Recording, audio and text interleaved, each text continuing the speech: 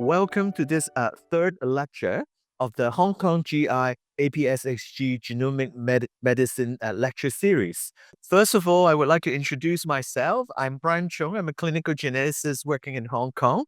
Now I'm serving as the Chief Medical and Scientific Officer of the Hong Kong Genome Institute, and I'm also now the President of the Asia Pacific Society of Human Genetics.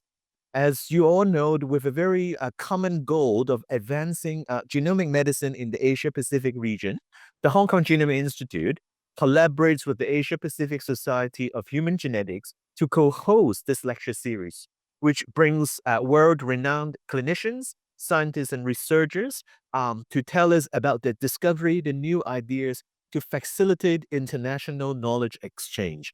And today I'm very excited and very happy to have a good friend of mine, Professor Sonitsa Stark, be our speaker today. Professor Stark is a clinical geneticist working at Australian Genomics and the Victorian Clinical Genetics Service, Murdoch Children's Research Institute. She is also the clinical implementation lead of Australian Genomics and the project leads of Australian Genomics in the Global Alliance for Genomics and Health, the clinical and phenotypic data capture workstream, and the Genomics in Health Implementation Forum. Professor Stark's work focuses on the implementation of genomic knowledges into healthcare, particularly as a first-tier test to transform the diagnosis of rare diseases. She led the establishment of Panel App Australia, which is a platform that we use every day as a genome analyst in the Hong Kong Genome Institute, and this is a very important publicly available knowledge base for gene curation, which improve evidence-based diagnostic practice internationally. Importantly, she led the Acute care genomic study that pioneered the delivery of ultra-rapid genomic testing for babies and children admitted to intensive care with suspected genomic and genetic condition in a national scale. She established a robust workforce that delivered timely and accurate answers for families with babies and children in ICU in Australia in less than 5 days. And her work has shown that rapid diagnosis not only provided an answer to the causes of disease in those affected children, but results in shortened hospitalization, reduced invasive procedures, and sometimes choices of life-saving treatments. Under Professor Stark's leadership, the Acute care genomic study team is expanding and transiting to whole genome sequencing to make rapid testing for rare disease more accurately and more accessible in Australia. Professor Stark received a lot of awards. She's a recipient of the Innovation Awards for Excellence, Research Translation and MedTech and Biotechnology, and Hugo, Human Genome Organization Chan Award of Excellence for accelerating rare disease diagnosis. Without further ado, may I invite Professor Stark to give us the third lecture on genomic medicine. Thank you very much, Sonitsa. Thank you very much, Brian, for the very kind introduction and also for having me. I'm really excited to be joining you via Zoom. Let's just change and the correct view now, hopefully. All right. So as Brian said, I'm a pediatric clinical geneticist, so I very much care about rare disease, and I hope a lot of you do as well. So rare diseases are a public health priority and affect more than 300 million individuals worldwide, or approximately 1 in 17 individuals. And most of those individuals are actually children. And nowadays, in high-income countries, rare diseases actually account for 30% of babies dying in the first year of life.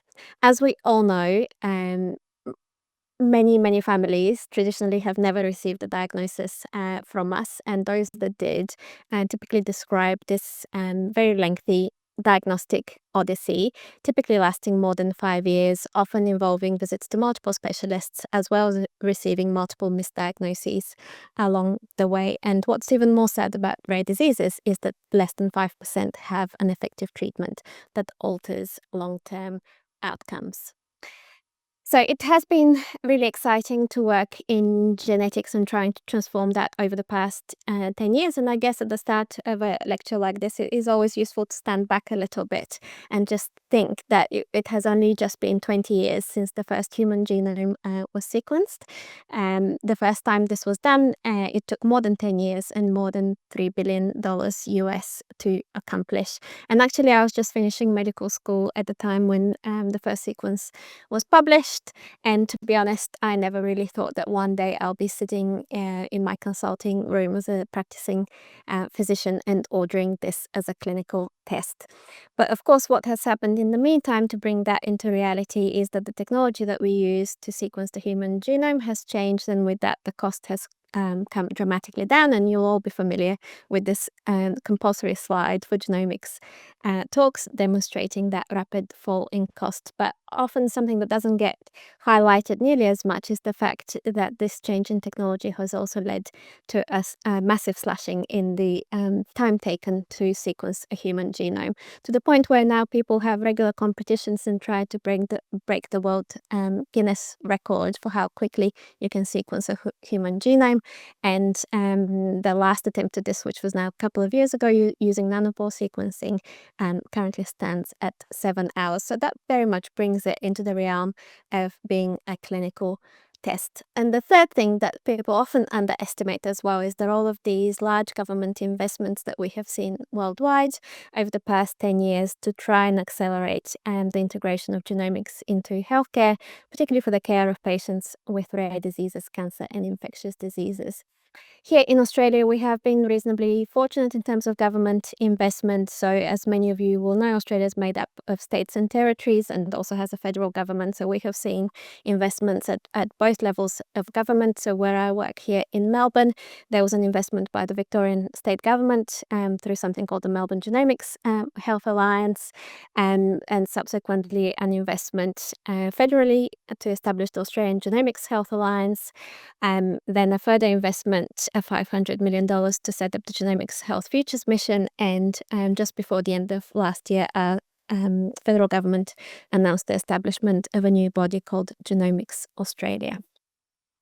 So, as Brian mentioned, I have worked for the Australian Genomics Health Alliance since its inception, and that's now coming, and that body of work is now coming to a close. So we've published a number of papers, but there's an overview of how we were set up. So basically, we run a number of demonstration projects that examine the role of genomic sequencing across a range of clinical applications in rare diseases and cancer to try and establish diagnostic and clinical utility and cost effectiveness primarily, whilst at the same time trying to address some of the infrastructure, workforce and policy issues that present barriers to the integration of genomics into the Australian healthcare system.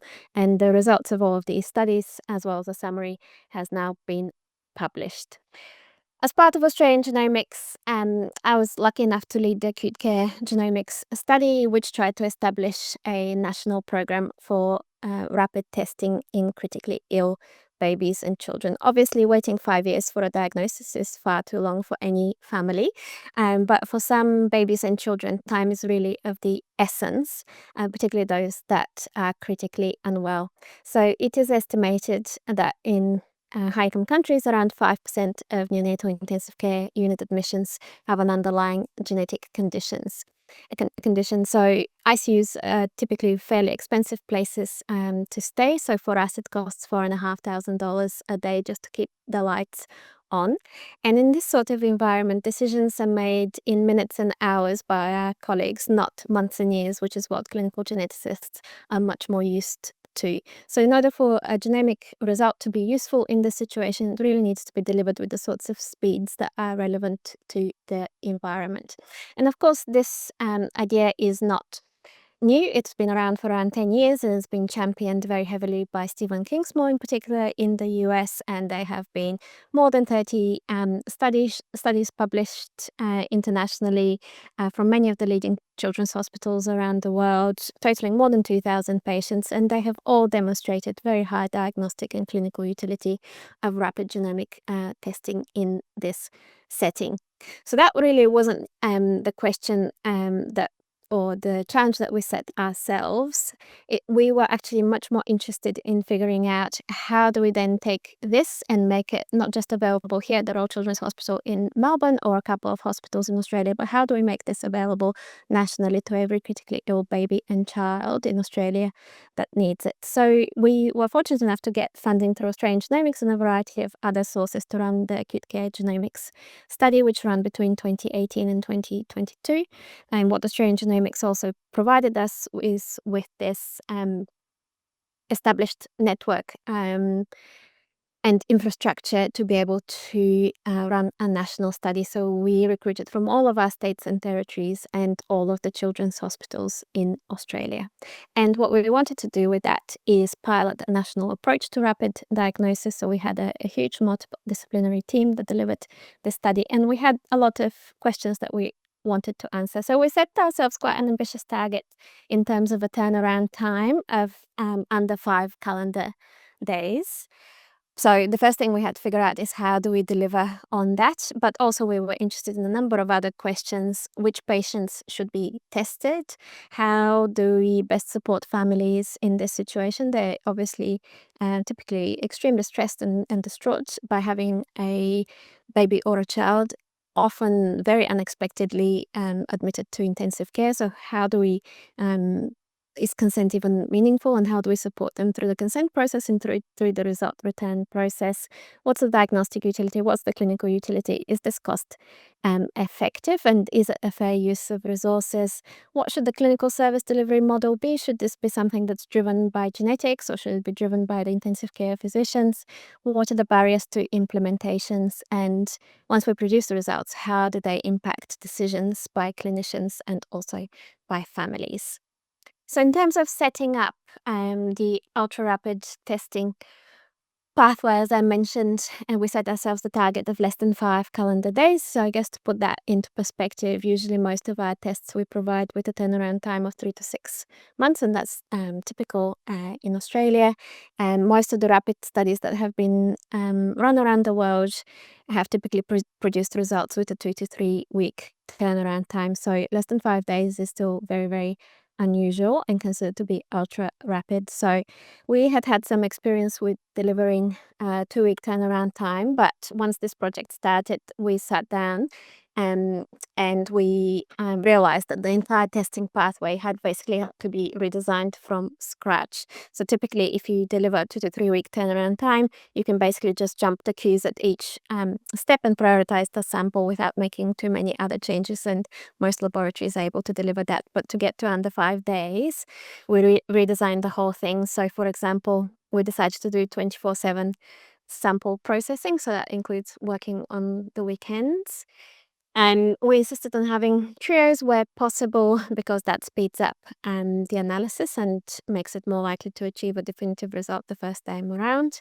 We realized that we had to forego the idea of sample batching. So sample batching is what usually keeps costs down in genomic sequencing, so only putting on the machine if it's completely full, but we realized that we couldn't do that and had to do sequencing on demand. We bought a shiny new sequencer at the time, which was the NovaSeq, invested in the Dragon pipeline, which is specifically designed for speed, and switched all of our analysis and reporting to occur on Zoom.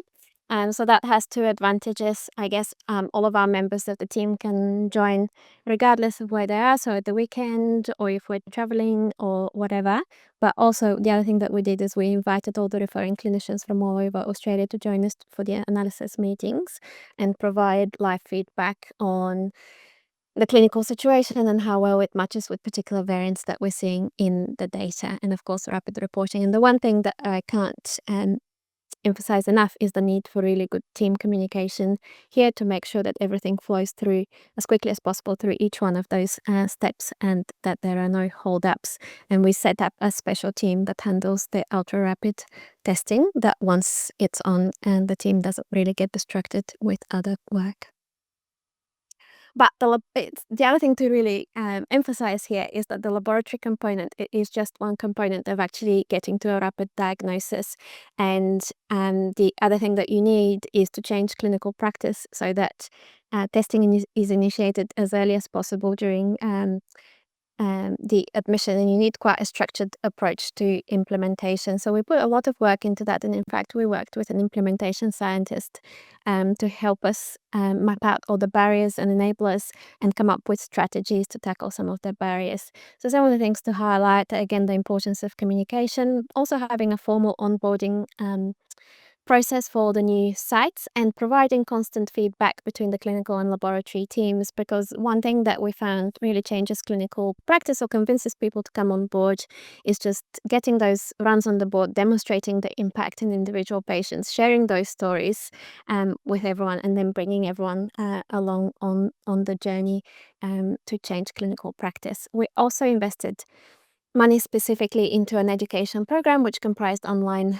modules as well as online workshops. And actually, our online modules are available for free on the Australian Genomics website if anyone is interested. We also had a fantastic team of project leaders and champions at each one of our sites flying the flag for the project. We worked hard to develop patient selection guidelines to make sure that the same type of patient was being tested around Australia, regardless of which hospital they were seen at. We put a lot of time into logistics. Australia is a very large country, and actually getting samples from A to B can be challenging, and we didn't want that to take longer than it took us to produce the ultra-rapid test results. And we made quite heavy use of technology to enable efficient workflows, so in particular enabling online test ordering and online consent. And actually, those two things were really important because part of the project ended up being run during the COVID pandemic. So all that work that we put into logistics and making things as easy as possible and enabling things to be done on Zoom, that really helped us a lot, and we hardly had to make any adjustments when the pandemic hit. So here in Melbourne, we had a very, very long period of lockdown, and I know you suffered terribly also in Hong Kong. But for example, all of our genetic counselors could not come to physically to work for a period of 6 months, but they were still able to consent families online because we had already set up the pathway for that. So in summary, so the project ran for 4 years. We tested 450 babies and children. We managed to deliver all of our test results in under 3 days, and that's calendar days, not working days. Our fastest was 47 hours. We maintained a high diagnostic yield of 54%. And we saw a change in management in 70% of those diagnosed, and that a lot of the time that includes just streamlining further investigations and specialist appointments to the specific condition rather than having a wide range of these.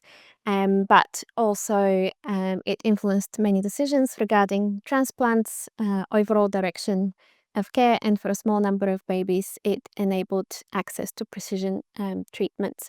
So the first 2 years we did this, we used exome sequencing, and the results of that cohort were published in JAMA. And for the second 2 years of the project, we switched over to whole genome sequencing, and we also incorporated transcriptome sequencing, as well as we were also fortunate enough to be able to access a number of other more protein-based and functional studies to get variants of uncertain significance over the line. And the results of that cohort with multiomics were published in Nature Medicine. And just to share one story from the study, this was a 6-month-old little girl who was admitted to our pediatric intensive care unit here with unexplained kidney failure. When people looked at her bloods, they thought that looked chronic rather than acute. Kidneys also looked a little bit bright on ultrasound, but really there weren't any other clues. Her parents were consanguineous. Our renal physicians here have been very keen on the use of genomics, so actually they were onto us straight away as soon as she was admitted. So we decided to go ahead with testing within 6 hours of her being admitted into the hospital.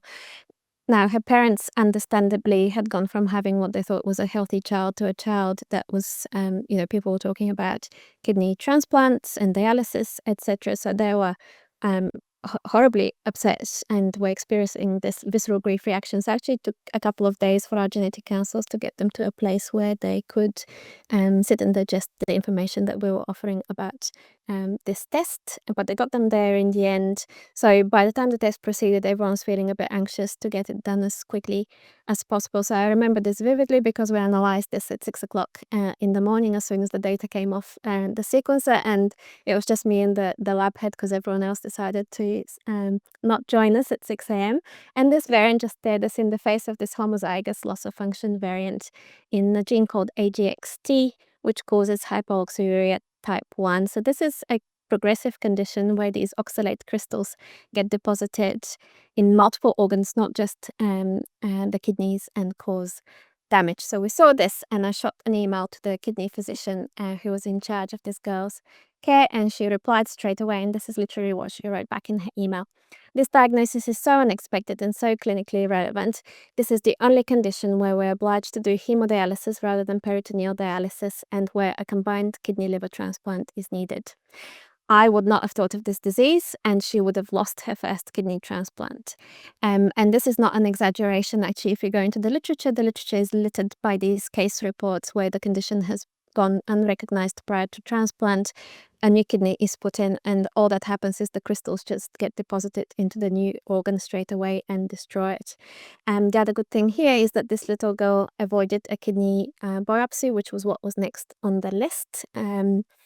And actually, outcomes of a kidney biopsy in this condition are really bad, because when the needle goes into the kidney and the kidney is full of crystals, it can shatter the kidney, causing massive hemorrhage. So everyone's very grateful to have gotten this diagnosis this way in the time frame that we were able to provide. So we were keen to evaluate this cohort from many different angles, not just diagnostic and clinical utility, which is what people usually do. One of the most important facets of this, and something that worried us a lot at the start of the project, and something that we were conscious about, is how the families experience this, and are we placing additional burden on them in an already very, very stressful situation. So we've explored this through surveys and also through interviews, and the results of our surveys were published now a few years ago in Genetics in Medicine, and this is just a brief summary. All but one family thought that a rapid test result made a difference to their child's care, and we provided a box for free responses, and this is some of the free text responses that we got from families, just highlighting how important this was to them. There is so much angst waiting for results, and this is compounded by caring for a very sick child. Having the test come back quickly lifted an incredible weight and stress from our shoulders. Many of the conditions that we diagnose through a program like this are actually ultra rare conditions that we've never heard of. There's probably not another family in Australia.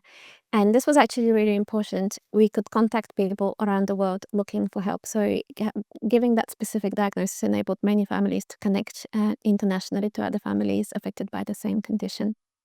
Obviously, the parents where we found a treatable condition and the treatment was started were extremely grateful. As you can imagine, the results determined the treatment to save our child's life.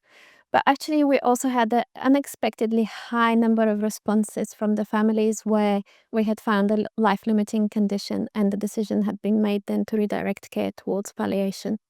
And all of those families wanted to tell us how important it was that we managed to get that done in a timely manner. It was important for us that our child didn't suffer any longer than he had to, which meant not unnecessarily prolonging his life.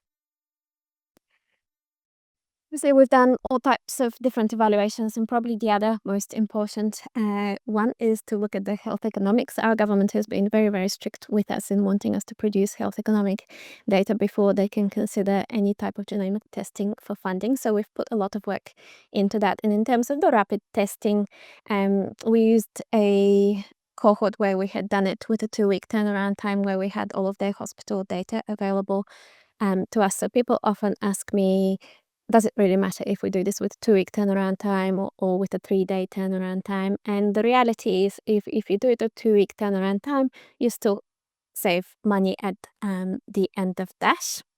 If you just manage to shorten the laboratory component of this, you save more money.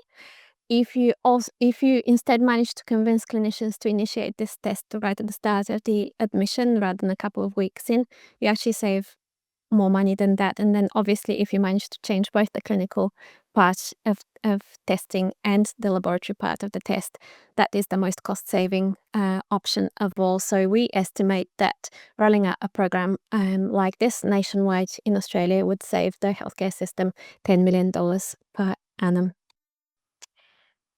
So overall, this sort of project kind of demonstrates the virtuous cycle that we can develop within these projects, where we use a cohort, I guess, to establish clinical pathways and evaluate things such as diagnostic and clinical utility and how this type of testing should be implemented. And a lot of the output from the study has been on that. But we have also then also made sure that the data has been available for research, and this is a cohort where there's an overrepresentation of severe rare conditions. So actually we have had more than 10 novel gene discoveries from this cohort alone, as well as a number of other publications expanding genotype phenotype correlations. So kind of a really beautiful example of this kind of virtuous cycle between clinical and research genomics.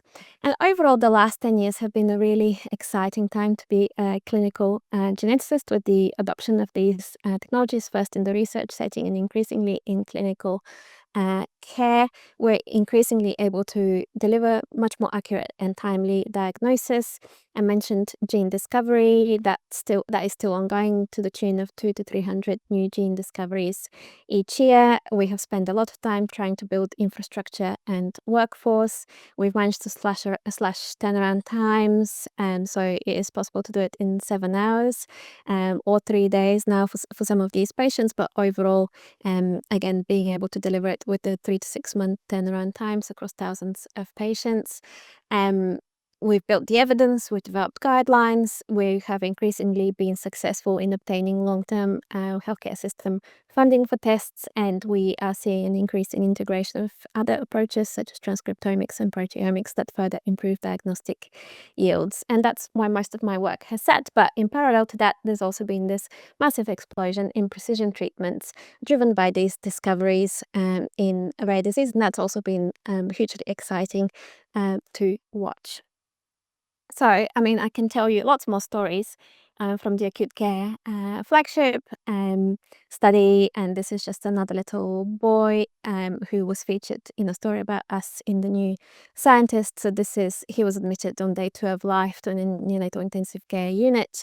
We diagnosed him with Gaucher disease within 3 days. We think this is the earliest diagnosis of Gaucher disease in Australia. He was started on enzyme replacement treatment and the Broxol, and has done incredibly well, and his parents are obviously forever grateful. But unfortunately, for all of these stories that I can share, I can also share other stories where, despite everyone's best efforts, we have not been successful in averting major death and major disability and death. So this is another little girl who was admitted to a pediatric intensive care unit at the age of 9 months with a depressed conscious state and a rapidly evolving widespread purpuric rash. Obviously, the working diagnosis was meningococcal septicemia. My colleagues in the hospital where she was admitted were really smart and on the ball, and very quickly realized she was very atypical for that, and initiated genomic testing on day 5 of her admission. And we worked as hard as we could to get a result in 3 days. She had a underlying metabolic disorder called ethyl malonic acidemia. She was started on treatment as soon as we got that, but on day 10 of her admission died despite maximal treatment. And I guess the reality is that if we wait for somebody to develop multi-organ failure, which lands them in ICU, often, even when we get the right diagnosis and there is an effective treatment, it is often too late to reverse multi-organ failure. And I guess these experiences like this that have led us and many others around the world to consider a change in approach from diagnostics to, should this actually be part of screening of healthy newborns, so that we detect these types of conditions before the child becomes unwell. And of course, this is not a new idea either, and this idea has been around for longer than I have, so it's got a 50+ year history. And of course, standard newborn screening is one of the top 10 most successful public health interventions worldwide. It is hugely successful, has near universal uptake, is typically delivered at very low cost, and produces quick results. Here in Victoria, we screen 8,000 babies for 25 severe treatable conditions. The problem with standard newborn screening now is that it is very slow to add new conditions. On average, it takes 9 years to add a new condition. And we are increasingly in the situation where there's a very small number of conditions that are being targeted, and an ever-expanding huge list of treatable conditions, which are currently estimated to be in the region of 600 to 700 rare diseases. So incorporating genomic sequencing into newborn screening presents a number of opportunities, and obviously the main one is that we will be able to identify a much wider range of conditions at birth, and not just those ones that have a biochemical marker. And what we hope by achieve by that is to provide earlier access to precision treatments, multidisciplinary care, and hopefully that will lead to reduced death and disability. And generating that genomic data at birth presents a number of other opportunities, including the reuse of that data for clinical reasons over somebody's life course as new questions arise, providing other screening opportunities, particularly in adulthood, or using the data to advance research. But the challenges of doing something like this are actually quite formidable. So we're talking about much, much larger sequencing and interpretation volumes than what we're able to deliver currently. We're talking about times of report that are very, very short, on par with the type of rapid and ultra-rapid testing that I've been talking about up until now. The cost is a concern. Obviously, sequencing is still fairly expensive.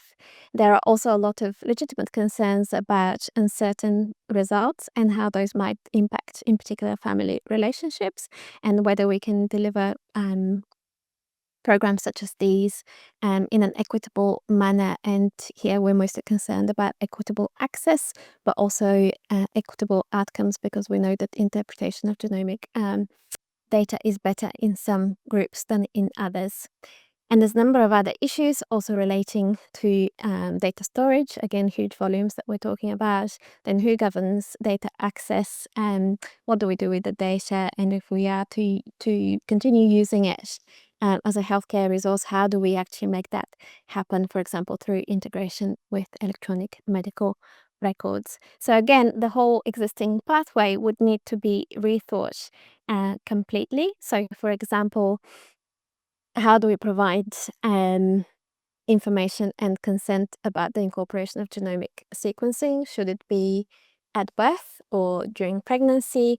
How do we do that at scale? Can we really do it in person? Can we employ enough genetic counselors to do that? Or are we going to have to resort to digital tools? Should this be opt-in? Should it be opt-out? When it comes to sampling, sequencing, and analysis, can we use the existing newborn screening cards, or do we need a different sample type? Which conditions should we be testing? Like, what should their age of onset be, their severity? How do we define something like treatability? Which variants should we be reporting? Is it just the path and likely path, or also some variants of uncertain significance? What are appropriate turnaround times for something like this? When it comes to result delivery, we're talking again about much larger volumes. Can we handle these high volumes, especially if some of them are going to be false positives? And to try and contain that, should we only, for example, include conditions that have a non-genetic confirmatory test? It's also not just about the test itself, it's also about what happens after that. So can the rest of the system cope with all of these babies being flagged at birth as having these conditions? So how do we ensure equity of access within the healthcare system? Should this only be for established treatments? What about things that are only available as part of clinical trials at the moment? And we do need to continue thinking about this as a whole program. So how do we evaluate the whole program, what are appropriate outcome measures? Is it survival, reduction in morbidity, cost effectiveness? Is it things, implementation outcomes such as acceptability and adoption? And this issue of data storage and reuse. How do we ensure ongoing consent, for example, once the child turns 18? And who should we give access to the data, when and how? So lots of questions, and there's lots of debate in the medical literature and outside of it. And if you try and review it, actually there's a lot of opinion pieces, and they vastly outnumber the actual empirical studies that try and address some of these questions. What we do know is that public and parental opinions are generally very positive, whereas professional opinions tend to be a lot more cautious. In terms of can we actually do this from a technical perspective, it has largely been demonstrated in retrospective cohorts up until recently. And what we do know is that genomic sequencing misses some diagnoses that were made by biochemical means, so that is a concern. In terms of prospective cohorts, there's actually very few. Up until recently, there were just 2 US cohorts of around 100 babies each, of which the BabyScreen cohort is probably the best well known now. And in the last 3 months, the Guardian study from the US published a cohort of 4,000 babies, which was great to see. So one of the things that we've learned from these is that there's low uptake if this test is offered postnatally, so less than 10% of those approached by the BabySeq study. And all of these studies have come from the US, and they have taken a particular view, which is to report a broad range of findings, which can sometimes also include carrier status and adult onset conditions, and that's not necessarily something that everyone agrees with. So lots of things to discuss, lots of decision points, and at the moment there is no consensus really on any of it, like how to obtain consent, what the timing for anything should be, or what are the appropriate turnaround times, what should be included in the gene lists, which sample type should be tested, should this be exome, should it be genome, should it be a panel, and what the analysis approach should be. But actually it is now is the time to actually pilot a lot of different solutions and compare the outcomes, and that's exactly what's happening worldwide at the moment. There's, as you'll be aware, there's a number of concurrent studies running in North America, Europe, and I co-lead the BabyScreen study here in Australia, and they're all running at the same time. They're all doing slightly different things, so hopefully by the end of all that we'll be able to compare results and hopefully move towards a little bit of consensus. So the BabyScreen Plus study, which I co-lead here, it is a modest-sized study. So we're just doing 1,000 newborns. We're performing whole genome sequencing for 600 severe early onset conditions. Because it is a relatively small study, when we talk about public health genomics, our primary outcome measures are feasibility and acceptability. Although we will explore some of the other outcomes such as diagnostic and clinical utility, and of course cost effectiveness, and explore some of the ethical considerations as well as the experience of healthcare providers and of families. And the protocol for our study has already been published. In terms of process for the study, we've decided to offer the screening during the 3rd trimester of pregnancy, and we felt that was the right time in terms of people not feeling overwhelmed by just having given birth to a baby. So obviously the first few days of life with a new baby can be quite stressful. We didn't really think 20 or 30 minutes learning about genomics was good use of time, so we've pushed that into the 3rd trimester. And we also didn't really think that consent by genetic counselors was going to be scalable, so we were keen to explore an online decision support tool, which is called Genetics Advisor.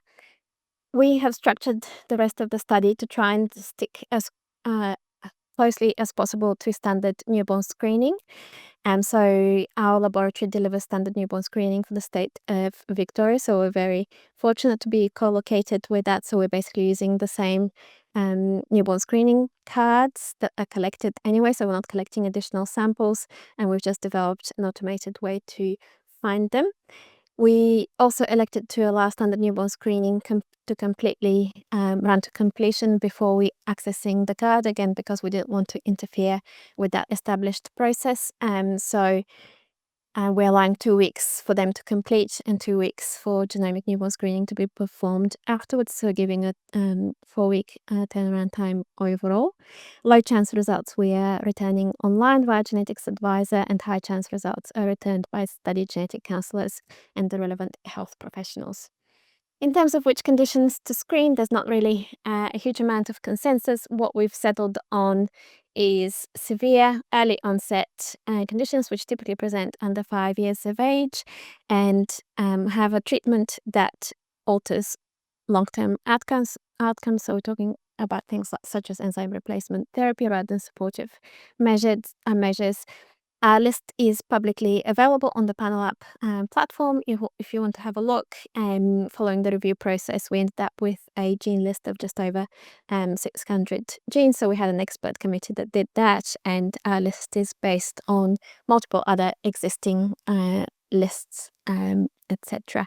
And it has also been published in Genetics in Medicine if you want to have a look. And as part of that, we also ran a comparison with the gene lists used by all the other major studies, and you'll see there's lots and lots of disagreement with very little overlap in the middle. So actually between all of those studies, there's only 55 genes in common. So there's a lot of room here to have some more harmonization globally. The other point of contention is when and how to offer genomic newborn screening. As I mentioned, there's general consensus that an opt-in model would be preferred for incorporating genomics, but that requires infrastructure.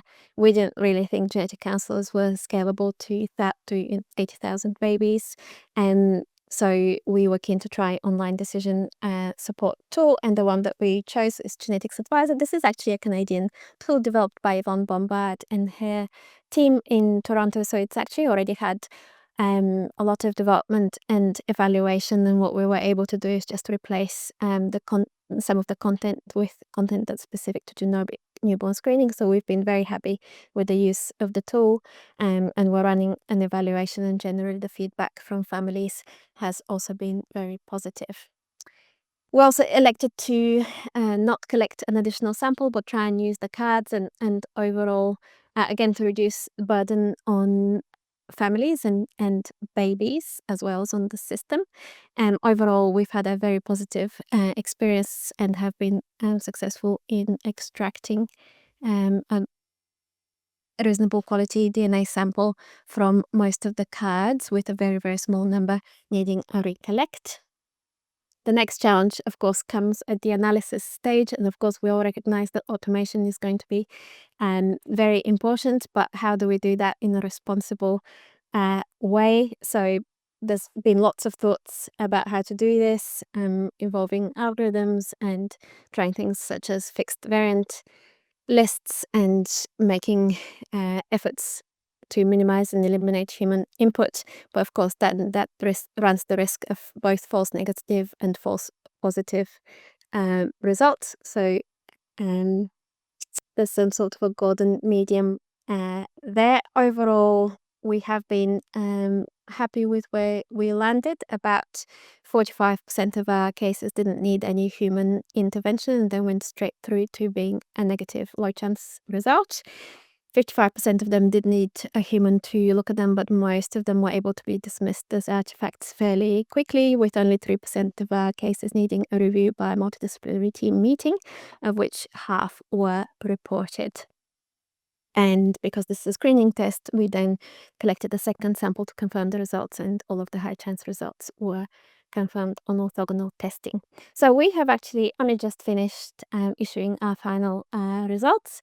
So we recruited 1,000 newborns. We screened them using the existing newborn screening cards, using whole genome sequencing, and that's clinically accredited whole genome sequencing for just over 600 genes. We managed to get a time to report of under 14 days for the genomic component, and out of that we got 16 screen positive results. So out of our high chance results, they fall into 3 major groups, and some of them are kind of pretty low impact both on families and the healthcare system. So things like G6PD deficiency, RYR1, and a mitochondrial variant that predisposes to deafness if you're exposed to aminoglycosides. Here we were just basically able to provide information to families about triggers to avoid and place the relevant warnings in the EMRs to avoid exposure to the agents that are likely to trigger a health problem. In the middle are kind of moderate impact results, often things that actually ended up being inherited from a parent who did not suspect they had an underlying genetic condition. So, for example, something like a Marfan syndrome diagnosis, and also diagnosis of a cancer predisposition syndrome there in DICER1. So for all of these, all we had to do was put appropriate surveillance in place to try and detect health problems as early as possible. And then we had a couple of much higher impact results. One of them was a glycogen storage disease. Actually, this was diagnosed just before the child had unrelated cardiac surgery.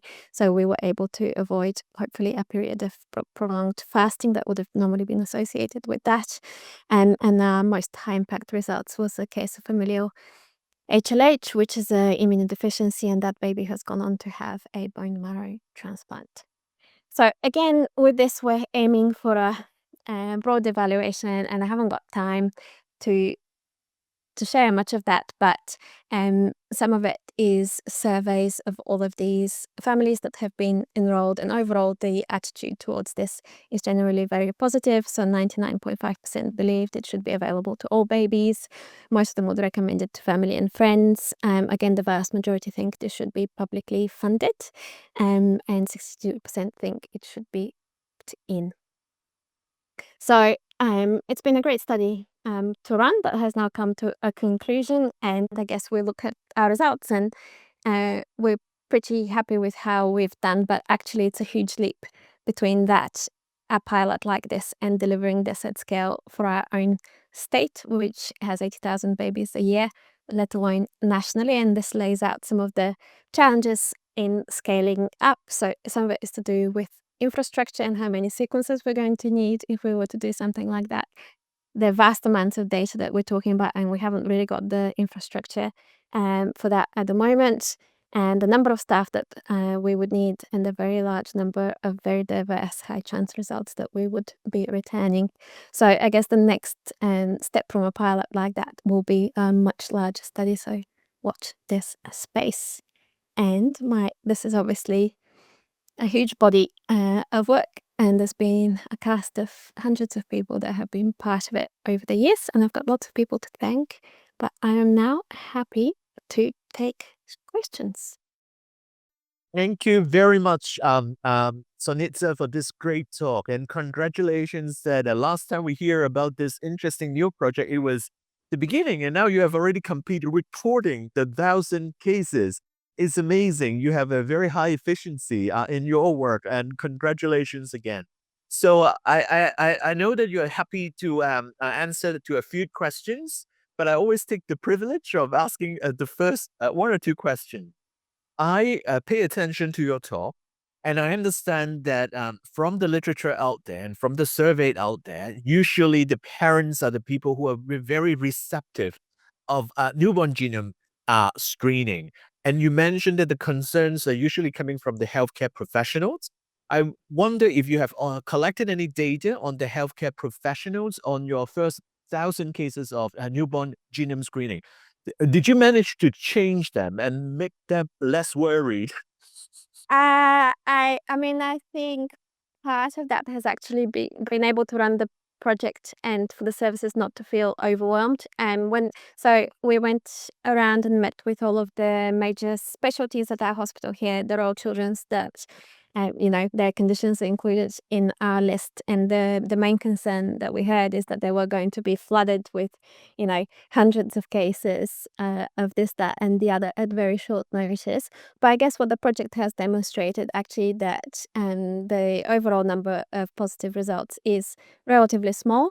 At least half of them we were able to handle completely with our genetic counselors. So these were just families who received advice on things to avoid and didn't really need to come into contact with a subspecialist. And actually, my colleagues who received the 2 very high impact diagnoses reacted very, very positively. So once you're faced with a baby and a family and that clearly have the condition, actually, when it came to it, it was a non-event. They jumped straight in and provided an appointment on the same day and jumped in with the management. So I hope we've demonstrated this is not as scary. I mean, often new things are scary and people think of the worst case scenario. So actually running a project like this to demonstrate what the impact is, well, if you sequence 1,000 babies, I think that's actually provided some reassurance that it's actually not all going to be terrible and actually we can do this. This is great.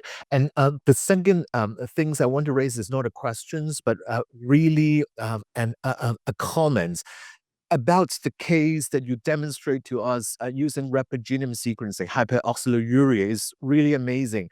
In one case, you demonstrate how does it avoid not necessary investigation that could be harmful. It helps you to choose the right way of handling the renal replacement. Out of the 3 options, 2 are completely wrong and lead to catastrophic effect. Only with this fast speed genomic diagnosis that you can act very smart in the management and lead to the right path of doing hemodialysis. This is really an amazing demonstration. I know that there are a lot of questions in the chat box, and I would like Wei, Dr. Ma, please help us to ask these questions. I'll take the first one. It's about reanalysis, which is my other very favorite topic, and I didn't get to talk about at all today. But the other project that I lead that's coming to an end just now as well is actually developing reanalysis is a huge problem. We know it's very effective at delivering diagnoses over time, but the more and more tests we do now, we're sitting on thousands of patients that didn't get a diagnosis. So doing it by hand and doing it regularly is no longer feasible.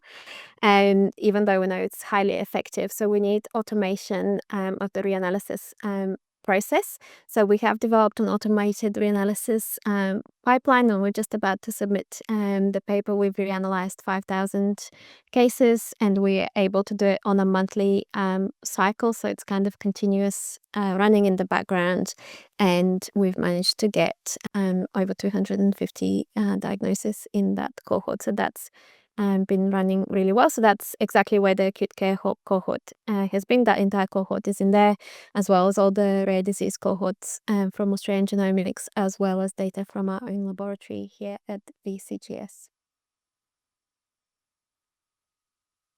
All right. I guess there's a second question on how do you handle the VUS in rapid testing? Because we read your paper on Nature Medicine, you're doing multiomics in a way prior to. Yeah, so it's important to stratify the VUSs, and in our laboratory, we've now been doing that for the past 8 years, and I know the SMG are talking about incorporating that formally into their guidelines when they next come.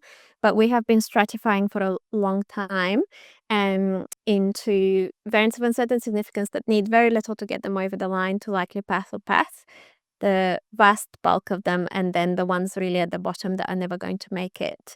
So for something like acute care testing, we generally only reported the top range VUSs, and we have been able to resolve quite a number of them, some of them through transcriptomics, but also here we have been very lucky to receive quite a lot of funding for functional genomics through the Genomics Health Futures mission. So we have the Australian Functional Genomics Network, so I chaired the clinical committee of that. So that's a $6 million project that is selecting cases, but then also giving quantitative funding to researchers to investigate particular variants, as well as investigating some high throughput approaches. So increasingly, we are integrating some of these functional assays into our reporting, but traditionally, that has relied very much on asking for a favor from somebody who's interested and taking a long time. So we really need to move towards a high throughput approach where we can, that's much more systematically available and less so depending on people's motivation and interest.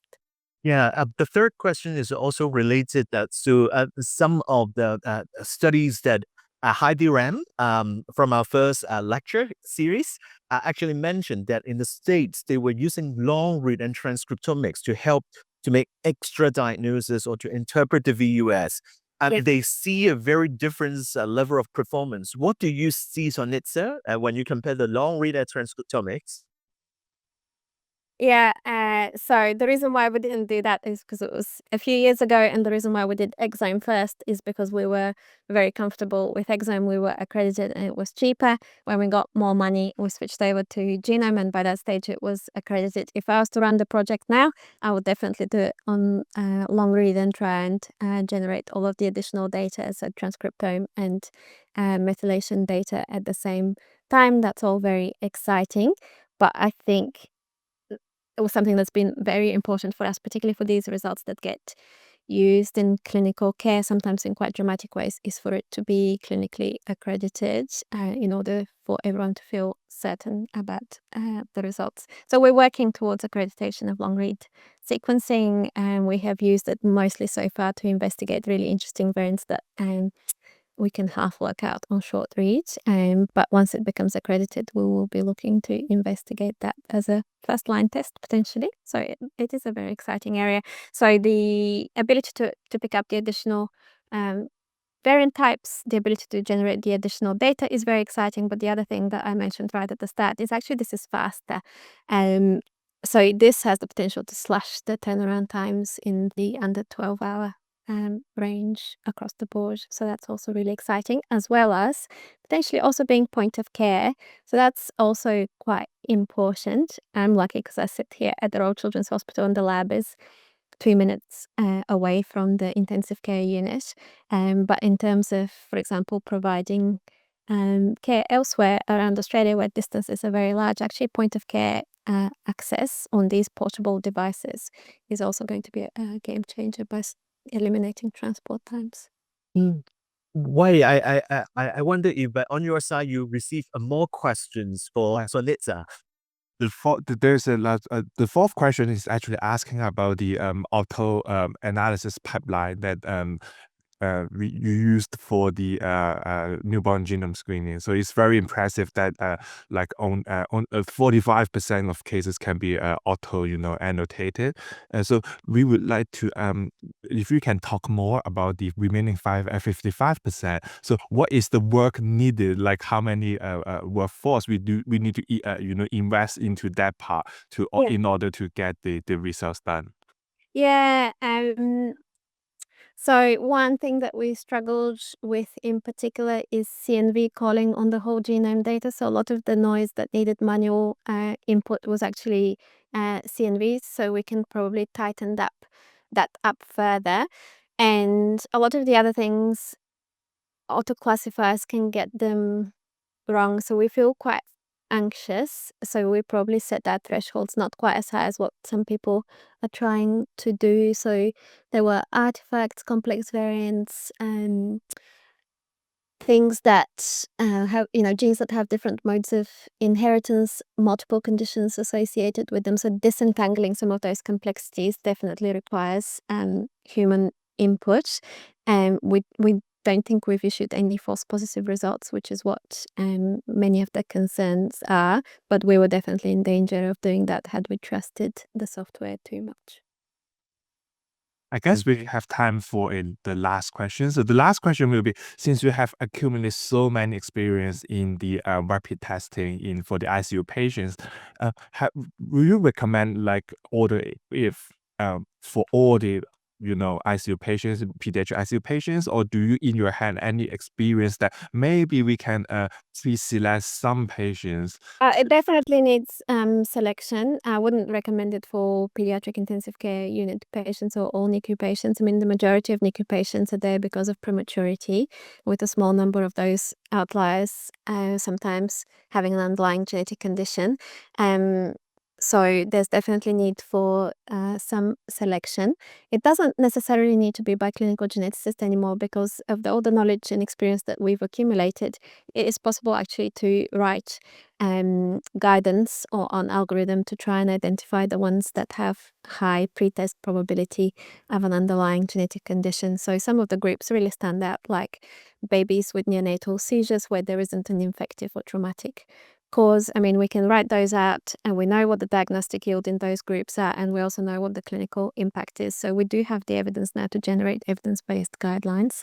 I don't quite think that every baby should be sequenced in the ICU. Thank you so much. And it remains our pleasure to thank Sunitsa for the great talk. But before we close, I have an announcement. First of all, stay tuned with this Hong Kong GI-APSHG Genomic Medicine Lecture Series. We are organizing the 4th lecture and we'll be announcing it soon. And I have 2 very important physical conference that I want to make announcement here. First is the 15th Asia Pacific Society Conference of Human Genetics. And this year it will be in Indonesia. It happens every 2 years. So this year you are invited as well. So it will happen in November from the 4th to the 8th. So this is on behalf of the APSHG. On behalf of the Hong Kong Genome Institute, we are also organizing a very exciting international genomic medicine symposium, and it is going to be arranged together with the physical meeting of the Lancet Commission on Rare Diseases. So this meeting is happening the 2nd time, the first in Geneva, and now the 2nd time is going to be in Hong Kong. And we have lined up great speakers who are the Lancet commissioners. When they come to Hong Kong, they're happy to deliver lectures on various aspects of genomic medicine. This will happen in Hong Kong, and it will be on November the 17th. And we would be announcing the details of these 2 very exciting conferences in our respective web pages in due course. Thank you very much for your attention. Thanks, Felicia. Thank you.